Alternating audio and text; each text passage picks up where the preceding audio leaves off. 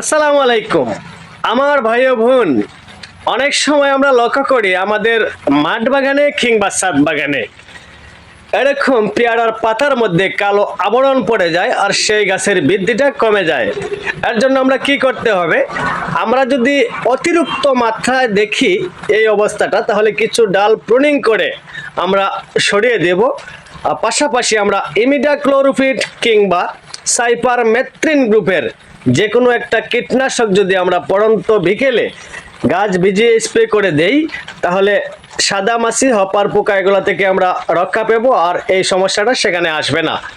এর দুদিন পরে আমরা সালফার, যে কোনো কোম্পানিরই হোক, সালফার যেটাকে বলা হয়, সালফার আমরা যদি পার লিটারে 3 গ্রাম হারে মিশিয়ে সুন্দর করে স্প্রে করে দেই, পাতাগুলো আমাদের চকচক করবে, কুশিগুলো দ্রুত বের হবে।